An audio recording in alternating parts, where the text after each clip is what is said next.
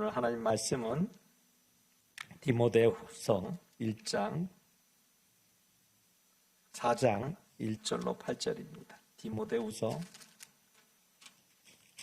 4장 1절로 8절 한 절씩 교독합니다. 하나님 앞과 살아있는 자와 죽은 자를 심판하실 그리스도 예수 앞에서 그가 나타나실 것과 그의 나라를 두고 엄히 명하노니 너는 말씀을 전파하라. 때를 얻든지 못 얻든지 항상 힘쓰라. 범사에 오래 참음과 가르침으로 경책하며 경계하며 권하라. 때가 이르리니 사람이 바른 교훈을 받지 아니하며 귀가 가려워서 자기의 사욕을 따를 스승을 많이 두고 또 그 귀를 진리에서 돌이켜 허탄한 이야기를 따르리라. 그러나 너는 모든 일에 신중하여 고난을 받으며 전도자의 일을 하며 내 직무를 다하라. 전제와 같이 내가 벌써 부어지고 나의 떠날 시각이 가까웠도다. 나는 선한 싸움을 싸우고 나의 달려갈 길을 마치고 믿음을 지켰으니 이제 후로는 나를 위하여 의의 면류관이 예비되었으므로 주 곧 의로우신 재판장이 그날에 내게 주실 것이며 내게만 아니라 주의 나타나심을 사모하는 모든 자에게도니라. 아멘. 나의 길과 믿음 밝히 보이시는 것이 바로 생명의 말씀, 그 오묘한 진리의 말씀인 줄로 믿습니다. 찬송시의 믿음의 고백이 우리의 고백되게 하여 주시고 우리의 고백으로 인하여서 우리가 영원히 믿음을 견주할 수 있도록 주님 인도해 주시옵소서. 이제 말씀을 듣습니다. 주 성령께서 선포하시되 정훈이 십자가에 가려주시고 오직 주님이 선포하시는 말씀으로 대언케 하여 주옵소서. 모든 것 주님께 감사하고 예수님 이름으로 기도하옵나이다. 아멘. 저에게 참 많은 일이 한 주간 있었습니다. 금요일날 우리 아침 8시 피더슨에 안경 눈 안과 눈내 잡기도 좀 있고 눈에 진물도 나고 눈에 고름도 괴이고 그리고 눈 딱지가 껴서 상처가 나서 그래서 안과를 급히 찾았습니다. 안과를 찾았는데 처음 가니까 이제 막 여러 가지 쓰라고 그러잖아요. 그래서 열심히 썼어요. 한 20분 썼는데 쓰고 나는데 그 앞에서 보시는 분이 안내하시는 분이 저보고 프라이머리 닥터한테 얘기하고 왔느냐 물어봐요. 그래서 어포인먼트 할 때 너네들 그런 얘기 없었다. 그냥 보험만 물어봐서 보험 얘기했더니 그거 가능하다고 어포인먼트 받아줬다 이렇게 얘기하더라고요. 그래서 어포인먼트이 됐으니까 나는 오늘 왔다 이렇게 얘기했죠. 그랬더니 이 보험은 프라이머리 닥터를 통해서 와야 된대요. 그래서 프라이머리 닥터를 통해서 병원을 가야 돼서 그렇지 않으면 진료를 할 수가 없다는 것이죠. 그래서 어떻게 안 되겠냐 물어보니까 조금 기다려보래요. 그래서 이제 자기네들이 막 서치를 하는 거죠. 그런데 조금 있다가 한 10분 기다렸나 했더니 불러요. 그래서 갔더니 아침 8시까지 오라 그랬으니까 피러스까지 가려니까 집에서 가려면 한 40분, 45분 걸리거든요. 그러니까 거의 뭐 1시간 걸려서 간 거나 마찬가지죠. 그리고 가서 진료받으려고 그랬더니 엉뚱한 얘기를 하니까 얼마나 황당합니까. 1시간 한 40분이나 지금 소모가 됐고 금요일날 제일 바쁜 날 아닙니까. 우리 목회자들이 기도회도 있고 저는 또 목장 예배도 준비해야 되고 아침 10시 반에 그래서 굉장히 바쁜 시간에 이렇게 여기까지 왔다 어떻게 안 되겠냐 했더니 나하고 저보고 그러면은 두 가지 방법이 있대요. 하나는 프라이머리 닥터를 통해서 오든지 안 그러면 우리가 캐시 주고 진료를 받으려는 거예요. 근데 캐시로 이런저런 검사를 하다 보면 몇백 불이 나올 것 같아요. 제 수중에 돈이 있는 것도 아니고 그래서 조금 기다려달라고 그랬죠. 기도하다가 안 될 것 같아. 그래서 내가 프라이머리 닥터 통해서 오겠다. 근데 그 즉시 이제 프라이머리 닥터한테 전화하면 되는데 아침 8시 반 조금 넘은 시간이잖아요. 아직 출근도 안 한 시간이고. 그래서 좀 미안해서 닥터한테 전화 안 하고 그냥 다음에 하지 그러면서 눈은 계속 가실거리고 눈물이 눈곱이 이렇게 인 것처럼 고름이 나와요. 눈 안에서 흉터가지고. 그래서 굉장히 눈이 안 좋아서 운전하기도 어렵고. 그래서 이제 잠깐 앉아 있었죠. 앉아 있으면서 무슨 생각이 되면 내가 환자를 위해서 선교치마를 사서 안수도 해주고 고침을 받은 환자들도 있고 그런데 이거 내 병 예전에 한번 고쳐주신 건데 내가 한번 손대고 기도하면 낫지 않을까 그런 생각이 나요. 그래서 손대고 한번 기도할까? 근데 믿어지지가 않는 거지 아직은. 왜냐면 내가 기도해봐야 뭐 이 아픈 게 다 없어질까 이런 생각이 들어요. 목사님 저도 그러는데 여러분들은 어떻게 했어요?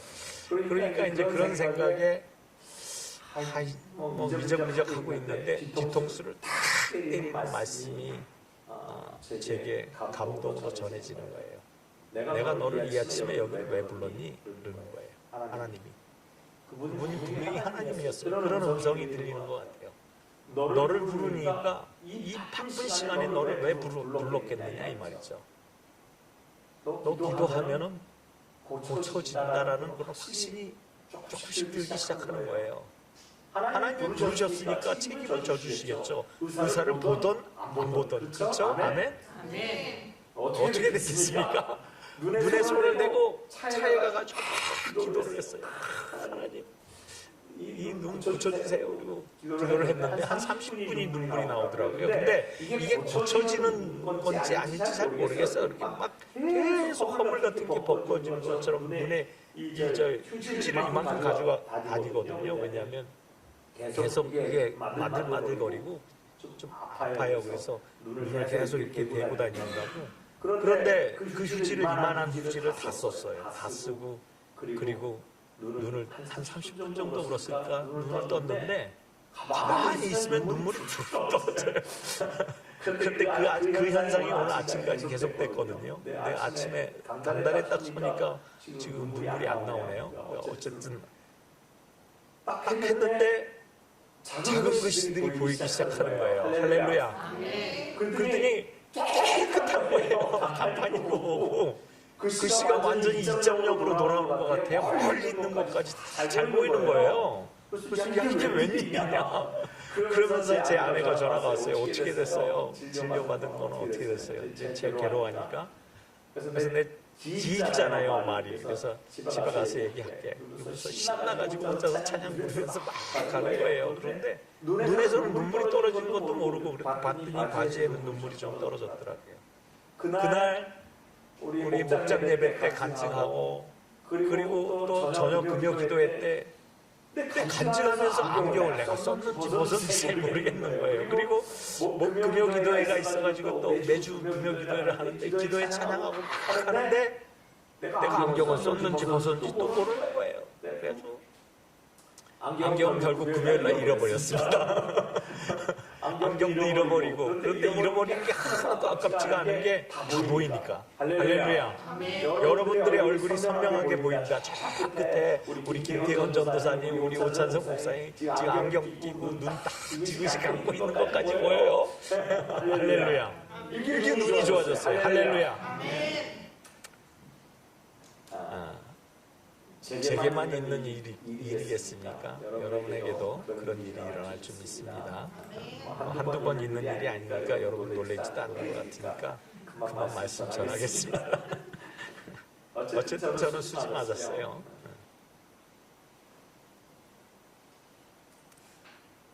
21세기 기독교 신앙 서적의 최고봉이라고 하는 존 맥스웰, 여러분 잘 아실 겁니다. 그분의 저서 중에 리더십의 21가지 불변의 법칙이라는 책이 있습니다. 바로 이 책인데요.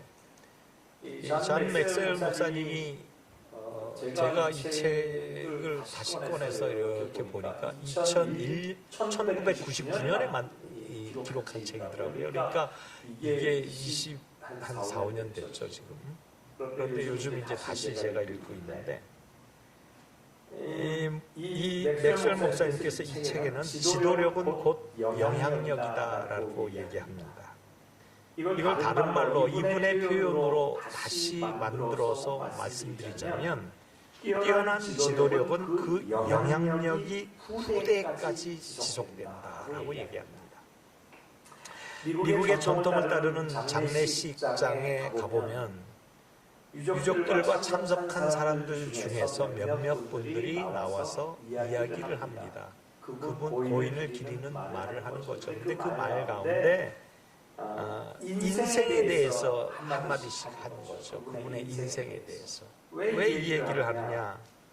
고인이 되신 분이 인생 가운데 우리에게 남겨줄 만한 그러한 스토리를 들려주기 위해서 그분을 생각하면서 이렇게 이야기를 들려줍니다. 그래서 남아있는 사람들에게 고인된 이분이 어떤 영향력을 끼치는 그런 일들을 했으면 알려주는 그러한 순서지요. 참 좋은 순서라고 생각합니다. 그래서 이 땅에 살 날이 있는 우리들에게 어떤 교훈적인 이야기, 그것이 우리에게 어떤 영향력을 끼칠 것인가, 그리고 그것을 권면하는 그들의 마음은 또 어떤 마음으로 권면을 하는 것인가라는 것을 서로가 확인하는 시간이죠. 그래서 장례식장이 참 저는 이 외국인 장례식장 가면 참 너무 좋더라고요. 그래서 이 잔 맥스웰 목사님은요, 이렇게 얘기합니다. 성공에 대해서 이렇게 얘기하는데, 성공은 지금 당신이 남긴 것에 의해 측정되지 않고 그 뒤에 남긴 것에 의해 측정된다. 이게 21가지 리더십의 법칙 중에서 맨 마지막에 유산의 법칙이라는 코너가 있어요. 21가지 이 법칙의 코너들이 쭉쭉쭉 나오는데 마지막에 유산의 법칙이라고 해서 가장 중요하게 생각하는 법칙인데, 그 뒤에 남긴 것에 의해서 그분을 판단하고 그리고 측정한다라는 거죠. 그래서 영향을 받은 후대 사람들에 의해서 그분이 평가된다라는 이야기죠. 사랑하는 성도 여러분, 우리는 무엇을 남길 것입니까? 우리 후대에게. 우리 인생이 진정 가치 있는 인생으로 우리 후대에게 기억되느냐, 아니면 우리 인생이 무가치한 인생으로, 그저 그런 인생으로, 또 하나의 인생으로 그냥 소모되고 잊혀지느냐.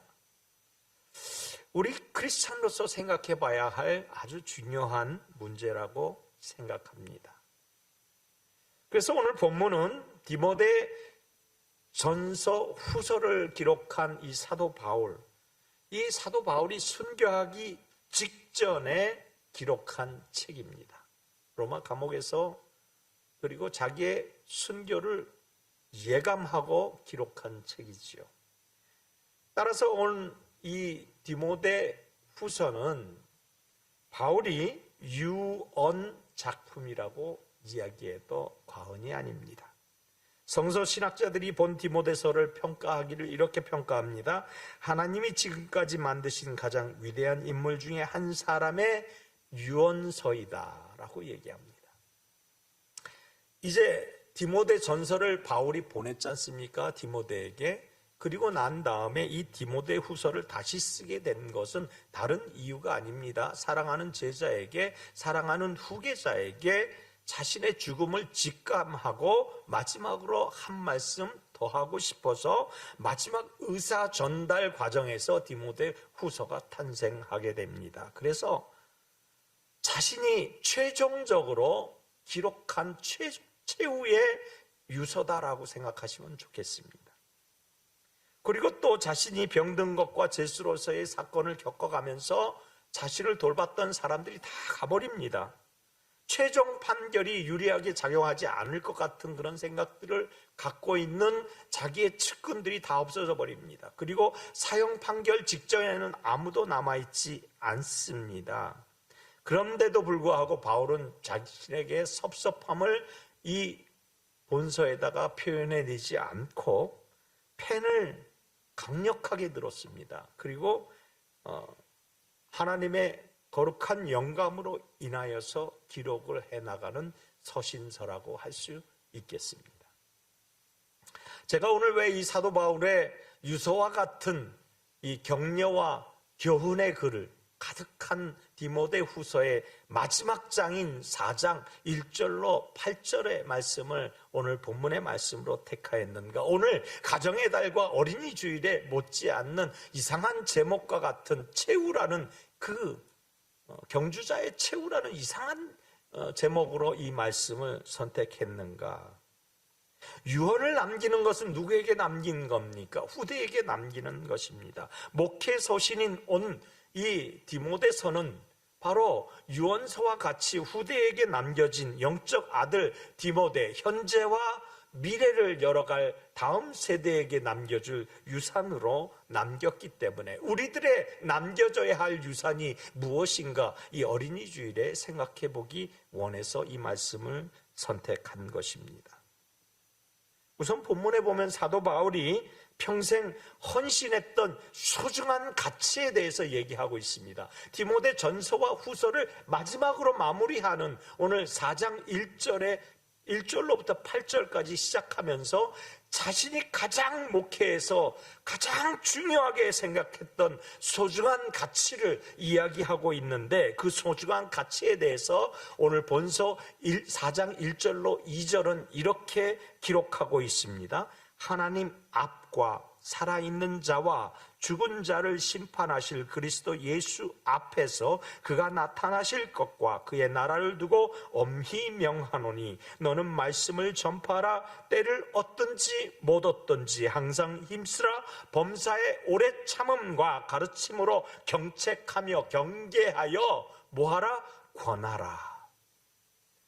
아주 놀라운 말씀. 바울 평생에 가장 소중한 가치로 여기고 있는 가치를 지금 아주 짤막하게 평생을 정리해서 요약해낸 글이라고 저는 생각합니다.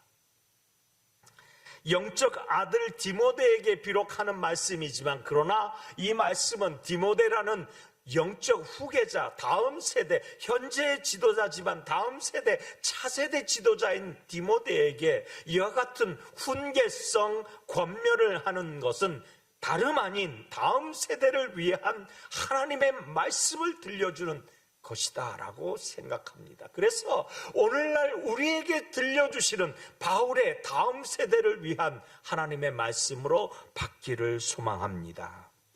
이 말씀을 깊이 음미합니다. 음미하면 음미할수록 엄청난 선포라는 것을 또 한 번 느끼게 됩니다. 왜냐하면 영적인 아들에게 무슨 말로 마지막을 장식할까 고민 끝에 터져나온 말씀이기 때문이라는 사실에 관심이 집중되기 때문이지요. 가장 엑기스를 여기에 달았다라고 저는 생각합니다. 왜냐하면 디모데에게 전해줄 인생의 가장 소중한 가치를 말할 때 자기 인생 철학을 이야기한 것도 아니에요. 그의 생각을 이야기한 것도 아닙니다. 오늘 본문 이것을 읽어보면 성공하는 지혜를 가르쳐준 엑기스를 여기에 달았다라고 저는 생각합니다.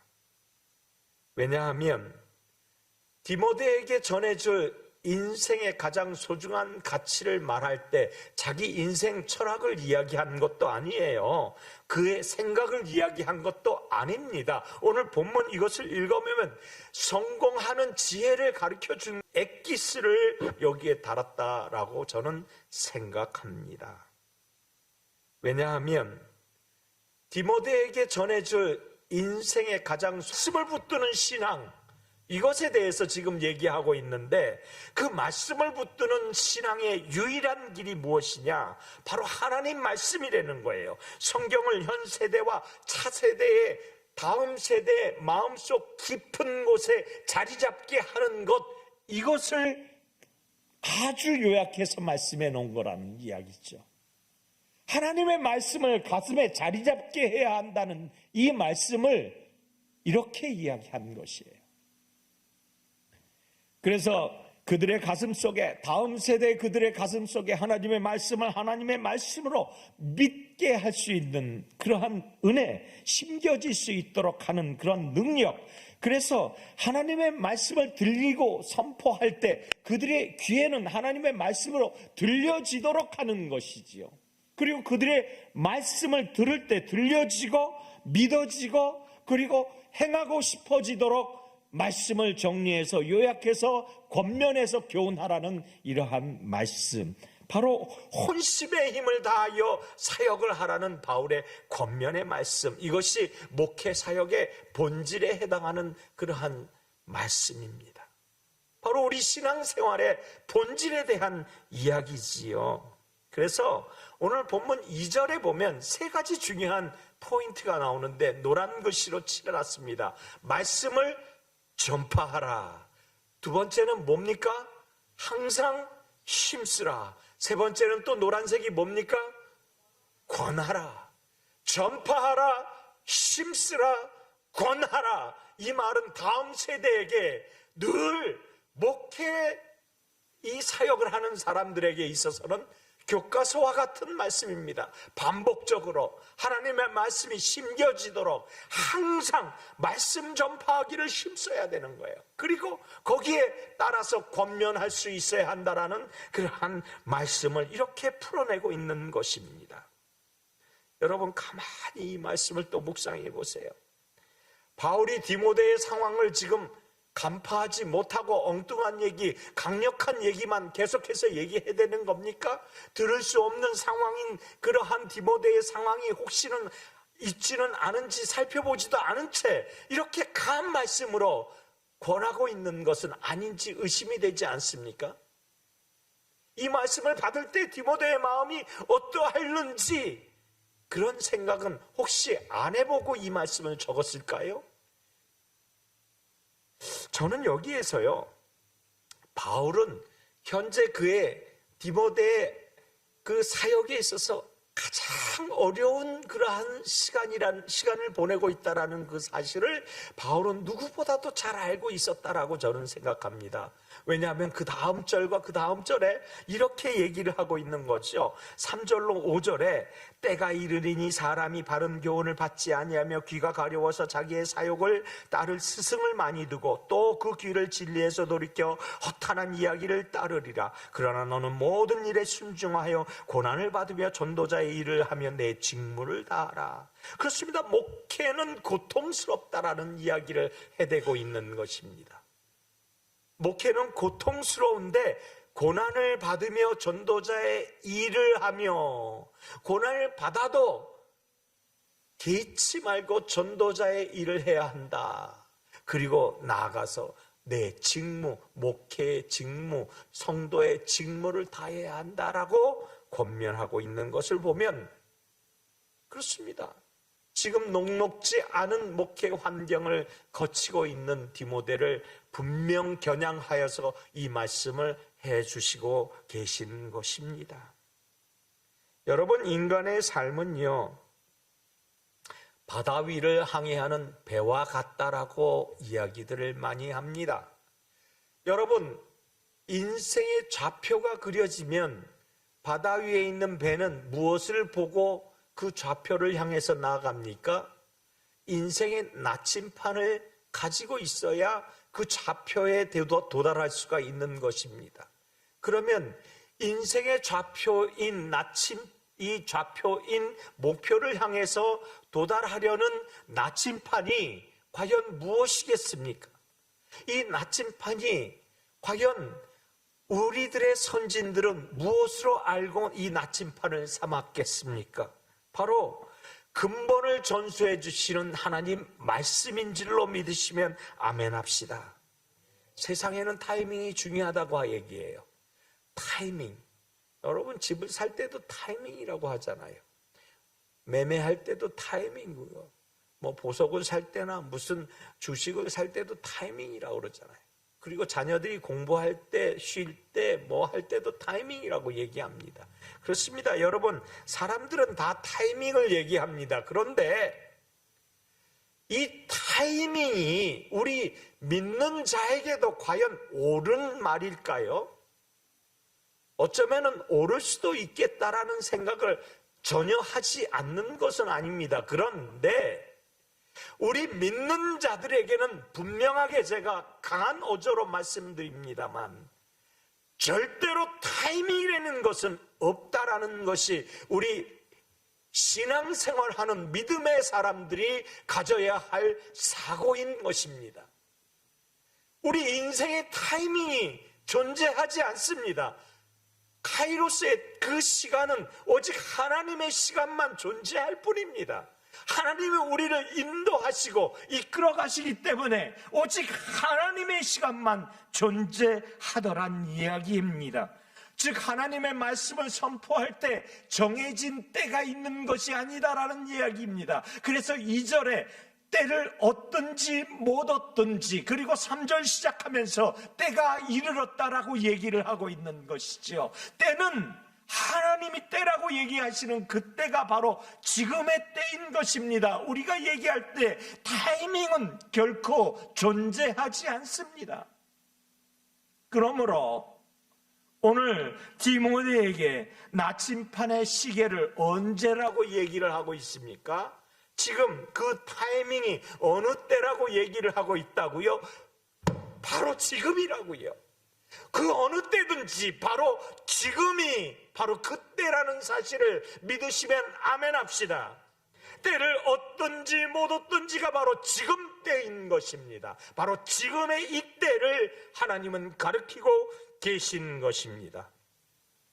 그런데 오늘 본문 3절과 4절 보니까 때가 이른다라고 얘기하는데 이 때는 어떤 때를 가리키는가 한번 우리가 살펴볼 필요가 있습니다. 이 디모데서를 쓰면서 바울이 그냥 썼겠습니까? 때에 대해서 얘기하지 않고 바로 이어서 때가 이른다라고 얘기를 했겠습니까? 그렇지 않습니다. 디모데후서 3장에 보면 제가 오늘은 자판에 기록하지 않았습니다. 여러분 성경을 전부 찾아보시고 제가 읽어드리겠습니다. 디모데후서 3장 1절입니다. 1절로부터 9절까지 계속 봉독해드립니다. 너는 이것을 알라. 말세에 고통하는 때가 이르러 사람들이 자기를 사랑하며 돈을 사랑하며 자랑하며 교만하며 비방하며 부모를 거역하며 감사하지 아니하며 거룩하지 아니하며 무정하며 원통함을 풀지 아니하며 모함하며 절제하지 못하며 사나우며 선한 것을 좋아하지 아니하며 배신하며 조급하며 자만하며 쾌락을 사랑하기를 하나님 사랑한 것보다 더하며 경건의 모양은 있으나 경건의 능력은 부인하니 이 같은 자들에게서 내가 돌아서라. 그들 중에 남의 집에 가만히 들어가 어리석은 여자를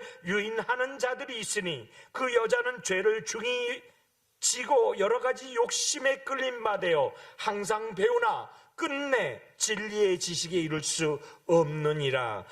얀네와 얀브레가 모세를 대적한 것 같이 그들도 진리를 대적하니 이 사람들은 그 마음에 부패한 자요 믿음에 관하여서는 버림을 받은 자들이니라. 얀네와 얀브레는 누구인가 하니 모세를 대적했던 그 바로 왕의 점성술사들입니다. 그런데 이 점성술사들이 모세와 똑같은 능력을 행하면서 모세를 아주 우습게 여기면서 왕궁에서 쫓아내버렸던 그런 점성술사들을 얘기합니다. 그런데 이 사람들을 가리켜 뭐라고 얘기하냐면 믿음에 관하여는 버림받은 자들이다. 얼마나 무서운 이야기입니까? 하나님을 믿을 수 없도록 하나님은 이미 그들에게 징계하셨는데 버려버리셨다라고 얘기합니다. 유기 정도가 아닙니다. 오늘 이렇게 이 때를 가리켜서 3절에 보니까 사람이 바른 교훈을 받지 아니하며 귀가 가리워서 자기의 사욕을 따를 스승을 많이 두고 또 그 길을 진리에서 돌이켜 허탄한 이야기를 따른다. 말세지만 바로 지금 우리가 처한 바로 지금 이 상황을 이야기하고 있는 것이 때라고 얘기합니다. 이 풍랑세파에 직면하게 될 우리에 대해서 어떻게 될 것이다 라고 얘기하셨느냐 하면 봉독하지 않은 3장 13절 14절에 이렇게 얘기합니다. 무릇 그리스도 예수 안에서 경건하게 살고자 하는 박해를 받으리라. 악한 사람들과 속이는 자들은 더욱 악하여져서 속이기도 하고 속기도 하나니. 믿는 자들이 어떻게 된다 했습니까? 성도들이 어떻다라고 어떤 환경에 어떤 상황에 처한다고 얘기했습니까? 박해를 받을 것이다 라고 얘기합니다. 지금 세상을 보면 예수 믿는 자들이 핍박받고 있는 곳이 훨씬 더 많습니다. 우리가 선교를 떠나보면 그것을 너무나 잘 압니다. 그리고 뿐만 아니라 이곳 시카고 도성만 가더라도 시카고 도성에서 얼마나 많은 엄청난 일들이 자행되고 있는지 우리는 그것을 능히 짐작하고도 남습니다. 교훈을 받지 않습니다. 바른 이야기를 들으려 하지 않습니다. 스승을 많이 두고 사욕에 따르는 스승들입니다. 내 욕심을 채워주면 그런 스승입니다. 진리에서 돌아가는 것이요. 진리를 진리로 알지 못합니다. 이러한 세태, 풍랑의 세태가 우리를 이미 거대한 파도로 덮치고 있는 이 시점이 바로 이러한 때입니다. 인생 항해의 방향을 바르게 설정한 분들, 바로 신앙생활을 바르게 하려는 분들은 목적지까지 갈 수가 없습니다. 왜요? 이렇게 방해를 하고 이렇게 어려운 일, 이렇게 풍랑의 위험과 이렇게 고난과 고통을 수반하는 그런 어려운 일들이 계속되기 때문이지요. 어떻게 믿음을 지켜나가야 합니까? 어떻게 우리가 이 믿음으로 승리를 해야 합니까? 거친 세파를 만날 수밖에 없다라고 오늘 본문은 이야기하지만 다음 세대까지 이어져야 할 신앙의 유산을 내가 어떻게 견지해서 이것을 이끌어내야 하겠습니까? 라는 것이 우리의 문제가 아니겠습니까? 과연 우리의 스승되는 인생의 나침판은 무엇으로 해야 합니까?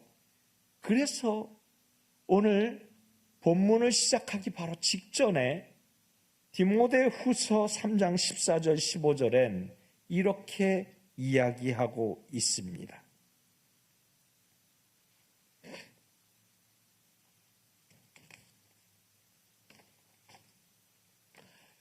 그러나 너는 배우고 확실한 일에 거하라. 너는 내가 누구에게서 배운 것을 알며 또 어려서부터 성경을 알았나니 성경은 능히 너로 하여금 그리스도 예수 안에서 믿음으로 말미암아 구원에 이르는 지혜가 있게 있느니라. 뭐라고요? 성경은 구원에 이르는 지혜가 있다라고 얘기하고 있습니다. 인생의 나침판은 무엇이라 합니까? 성경이라 얘기합니다. 바로 성경이 어려울 때 그 빛을 발할 수 있는 나침판이 된다라고 이야기해주고 있는 것입니다. 고난과 역경을 우리가 이겨낼 때 우리에게 무엇으로 이 고난과 역경을 이겨나갈 수 있는 힘이 있는가 보려거든 우리 스스로가 평소에 성경을 대하는 사고방식을, 성경을 대하는 우리의 자세를 보면 잘 알 수 있습니다. 수많은 어려움을 극복하고 역경을 이겨낸 우리의 선진들, 우리의 선지자들은 대부분 공통된 간증들이 있습니다. 그게 무엇입니까? 자신의 인생을 다른 곳에 내어 맡기지 아니하는 인생의 좌우명 같은 것이 있었습니다. 인생의 좌우명이 되니까 뭔가 대단할 것 같다라는 생각이 안 드십니까? 그렇습니다. 우리 믿는 자는요, 뭔가 인생의 좌우명을 걸을 것이라면 바로 이분들과 같은 인생의 신앙을 지켜낸 키워드, 좌우명을 가지고 있어야 되지 않을까라고 생각을 해서 소개합니다. 마틴 루터입니다. 그는 오직 믿음, 오직 그리스도. 그래서 로마서 1장 17절에 오직 의인은 믿음으로 말미암아 살리라. 할렐루야. 그래서 오직 믿음이라는 좌우명 키워드를 그의 평생의 키워드로 간직한 인생을 살아냈습니다. 또 한 사람은 쯔빙글입니다. 그는 성경은 영감으로 된 하나님의 말씀이다라고 오직 성경이라는 키워드를 가지고 평생을 자신을 바쳤습니다. 그래서 그는 소개되지 아니하는 종교개혁자입니다. 대단한 종교개혁자죠. 또한 마지막으로 잔 칼빈입니다. 오직 은혜, 하나님의 은혜라는 거예요. 오직 하나님의 은혜. 그래서 하나님의 은혜를 받은 우리는 오직 하나님의 영광을 위하여 살아가겠노라 라고 결단하는 거고, 이것이 자신의 좌우명이요 키워드인 것이에요. 이러한 키워드가 바로 그들을 만들어낸 것입니다. 여러분, 그러면 우리가 또 궁금한 게 있죠. 그러면 사도 바울의 키워드는 뭘까요? 사도 바울이 오늘 본문에서 밝히고 있는 사도 바울의 인생 키워드 좌우명은 무엇일까요? 오늘 본문에 아주 디테일하게 바울은 이야기합니다. 그것이 뭐냐? 오늘 본문 바로 시작되기 바로 직전에 3장 16절부터 17절 바울은 이렇게 인생의 키워드를 밝혀냅니다. 우리 다 같이 봉독합니다. 시작. 모든 성경은 하나님의 감동으로 된 것으로 교훈과 책망과 바르게 함과 의로 교육하게 유익하니 이는 하나님의 사람으로 온전하게 하며 모든 선한 일을 행할 능력을 갖추게 하려 함이라. 아멘. 사도 바울의 영원한 인생 키워드는 오직 하나님 말씀입니다. 오직 하나님 말씀, 오직 성경. 이것이 바로 바울의 인생 키워드인 것입니다. 삶 전체를 통해서 바울은 하나님의 말씀을 가르치기에 전력을 투구했습니다. 하나님의 성경을 그들에게 가르치기 위해서 자기의 목숨을 수차례 바쳐 하나님 앞에 영광을 돌린 위인이 아닙니까? 그는 가는 곳마다 하나님을 드러냈습니다. 그는 가는 곳마다 예수 그리스도를 모든 곳에 선포했습니다. 그리고 예수 그리스도를 가르쳤습니다. 어떻게 하느냐고요? 사도행전은 그의 행적의 마지막을 쫓는 마지막 구절을 보니까 사도행전 28장 30절 31절 마지막에 이렇게 기록하고 있습니다. 바울이 온 이태는 2해 동안 로마 감옥에 갇혀 있으면서 자기 셋집에 머물면서 자기에게 오는 사람을 다 영접하고 하나님의 나라를 전파하며 주 예수 그리스도에 관한 모든 것을 담대하게 거침없이 가르치더라. 할렐루야. 이것이 바울의 인생 키워드입니다. 말씀의 결론을 맺습니다. 사람들은 어느 한순간에 온전히 하나님의 사람으로 변했다라고 생각할 수 있습니다. 그런데 착각입니다. 여러분, 결코 단 한순간에 변화된 인생은 없습니다. 계속 반복합니다. 계속 교정합니다. 계속 반복합니다. 계속 교정합니다. 바울이 그랬습니다. 우리가 아는 모세도 그랬습니다. 우리가 아는 다윗도 그랬습니다. 우리가 아는 모든 인생의 위인들이 다 계속 하나님의 말씀으로 교정받고 하나님의 말씀으로 또 훈계를 받습니다. 그래서 인생은 반복하고 교정되는 그러한 과정 속에서 성장합니다. 여러분, 그리스도인이 되는 것은 순간입니다.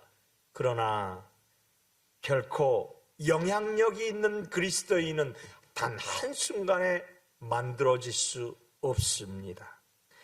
우리 평생 이루어가야 할 우리의 유산은 우리가 매일 반복적으로 그리스도인을 자처하며 그리스도의 흔적을 드러내며 그 흔적대로 살아내야만이 그것을 통하여서 조금씩 영향력이 펴지기 시작하는 것입니다. 하나님의 사람 사도 바울이 신앙의 경주를 마치는 시점에서 오늘 본서를 기록하며 최후로 자신의 영적인 아들이요 영적인 후계자인 디모데에게 자신이 평생을 바쳐서 일궈낸 신앙의 유산을 아낌없이 물려주려고 한 그 말 한마디, 유언으로 선포하는 그 사역의 말씀, 그 하나님의 말씀을 선포하고 가르치는 사역을 오늘 피를 토하는 심정으로 사랑하는 아들에게 죽음을 목전에 두고 이렇게 선포합니다. 오늘 6절부터 8절까지 우리 모두 다 같이 봉독해 봅니다. 다 같이 시작. 전제와 같이 내가 벌써 부어지고 나의 떠날 시각이 가까웠도다. 나는 선한 싸움을 싸우고 나의 달려갈 길을 마치고 믿음을 지켰으니 이제 후로는 나를 위하여 의의 면류관이 예비되었으므로 주 곧 의로우신 재판장이 그날에 내게 주실 것이며 내게만 아니라 주의 나타나심을 사모하는 모든 자에게 은이라. 아멘. 전제와 같이 드렸다고 했습니다. 자신을 포를 뜨고 각을 떠서 하나님 앞에 제물로 바쳤다는 뜻이지요. 이미 자기는 하나님 앞에서 죽은 자입니다라고 선포하는 이 다울의 피 끓는 마지막 유언과 같은 이 말씀 우리 가슴에 새기기를 원합니다. 사랑하는 성도 여러분, 우리 공동체 교회 오직 성경, 오직 하나님의 말씀으로 거듭나시기를 예수님 이름으로 축원합니다. 오늘 오직 하나님의 말씀이 우리 신앙의 중심이 되시기를 바랍니다. 하나님의 말씀이 우리 인생 최고의 권위자의 말씀으로 아시는 그러한 하나님의 사람, 하나님 중심의 교회가 되시기를 바랍니다. 인생은 풀처럼 쉽게 사라져가는 그러한 인생들, 무엇에 연연하면서 그렇게 살아내야 합니까? 하나님의 말씀은 영원합니다. 세대를 뛰어넘고 또 그 세대로 계속 이어지는 이 말씀에 우리 인생의 나침판으로 삼고 우리 인생의 유업으로 이들을 차세대를, 다음 세대를 양육해내며 하나님께서 원하시는 아름다운 사랑의 공동체, 아름다운 신앙의 유산을 간직한 하나님의 사람들 되시기를 예수 그리스도 이름으로 축원합니다. 기도하겠습니다. 하나님, 오직 성경, 오직 하나님의 말씀, 그것을 자신의 삶의 키워드, 자신의 목표로 삼고 헌신하게 되었던 바울을 보았습니다. 그리고 그것을 유산으로 남길 그의 피 끓는 말 한마디 한마디를 오늘 다시 한번 묵상했습니다. 하나님, 진정한 영적 부흥의 역사가 우리 삶에서 일어나기를 소망합니다.